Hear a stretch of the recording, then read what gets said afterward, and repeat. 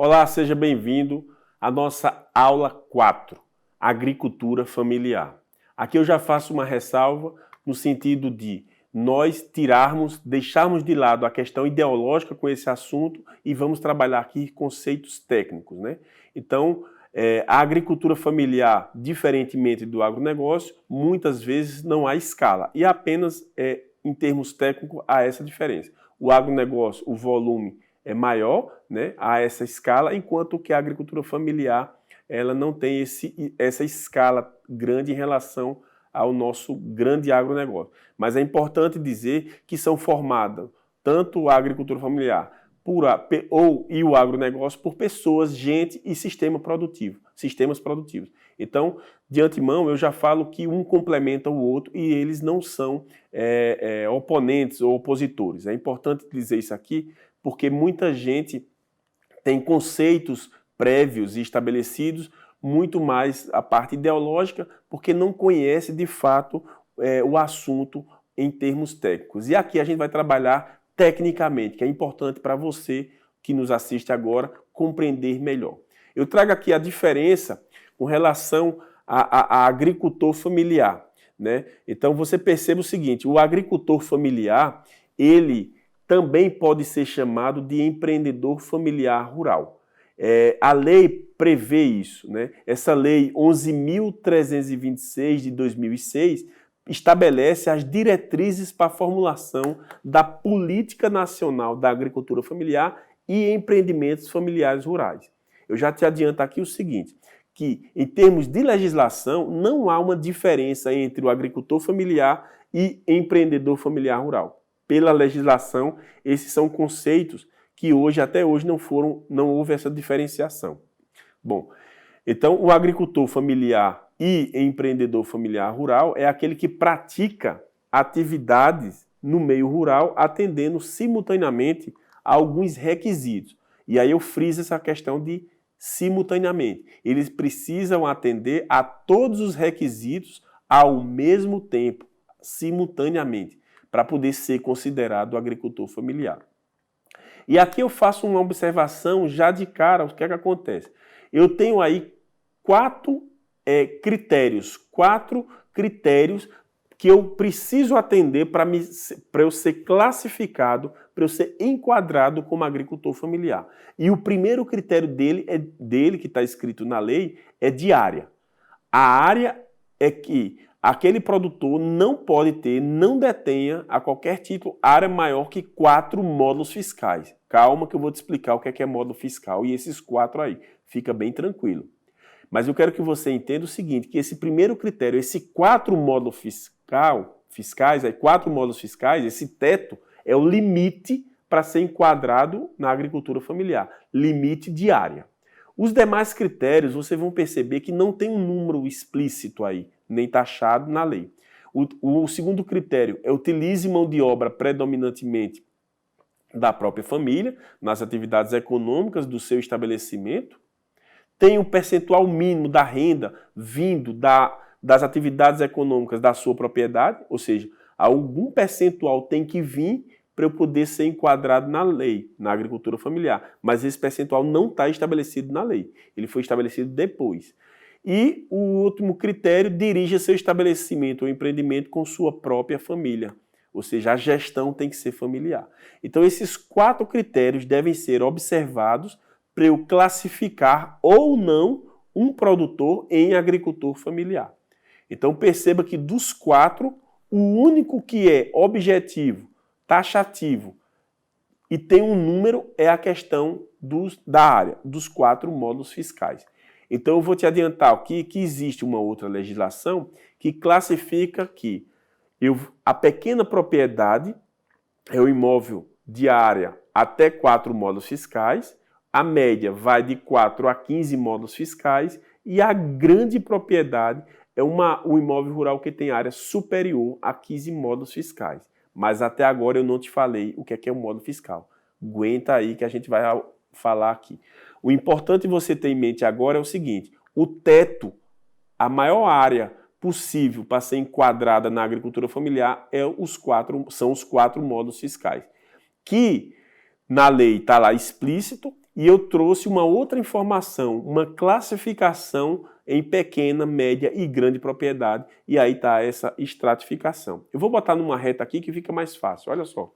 Quando eu distribuo isso numa reta, você vai perceber que a pequena propriedade ela está classificada, o imóvel com até 4 módulos fiscais, que coincide com o critério máximo e objetivo da agricultura familiar. Então, os 4 módulos fiscais contidos na lei, explícito na lei da agricultura familiar, também coincidem com a pequena propriedade, que é uma outra legislação. A média propriedade é aquele imóvel que vai acima de 4 e até 15 módulos fiscais e a grande acima de 15 módulos fiscais. Então, perceba que para eu ser classificado como agricultor familiar, eu não posso ter uma área maior do que 4 módulos fiscais, ok? Então eu não posso ter uma média propriedade, e sim, obrigatoriamente, eu vou ter que ter uma pequena propriedade rural. Então, você perceba aí o seguinte, que aí agora eu vou te explicar o que é o módulo fiscal. É apenas uma unidade de medida em hectares, né? E esse valor foi já fixado pelo INCRA para cada município do país. O INCRA, que é o Instituto Nacional de Colonização e Reforma Agrária, fixou um módulo fiscal por município. E o INCRA fixou baseado em quê? Nesses critérios aí, do A até a letra D de dado. Então ele pegou lá, município A, município B, fez um estudo, que não é o caso aqui da gente explicitar o que é esse estudo, mas ele observou o quê? O tipo de exploração predominante no município, ok?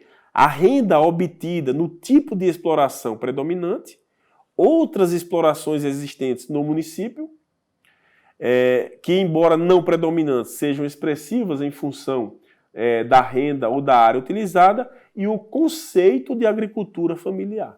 Então ele observou esses critérios e explicitou, classificou, definiu para cada município do Brasil a relação dos módulos. Eu vou te adiantar aqui que esses módulos fiscais no Brasil variam de 5 até 110 hectares. Perceba, eu tenho uma variação muito grande de município para município, de 5 até 110 hectares. Aí é só apenas uma ilustração, né, com relação a essa questão de módulos, né? Então perceba que do sul do país, partindo do sul em direção ao norte, você vai ter um aumento dessa definição. Então eu tenho municípios no sul do país com módulos baixos, 20, 18, 22, à medida que eu vou hectares. À medida que eu vou subindo o país, eu vou ter módulos maiores. Então um módulo fiscal na região norte do país entre 100, 110, 90, então eu aumento o número de módulos naquele município. Então, você perceba o seguinte, que eu preciso estar definido em cada município essa questão de módulo, para poder eu saber se naquele município eu vou ter uma pequena, uma média ou uma grande propriedade rural, para eu poder classificar ou não aquele produtor em agricultor familiar ou não. Porque o critério é muito objetivo, são 4 módulos, mas eu preciso dizer quanto é o módulo em cada município. E aqui eu trago um exemplo. Eu trago um exemplo de Alexânia, no Goiás, que lá o INCRA definiu que um módulo fiscal equivale a 30 hectares.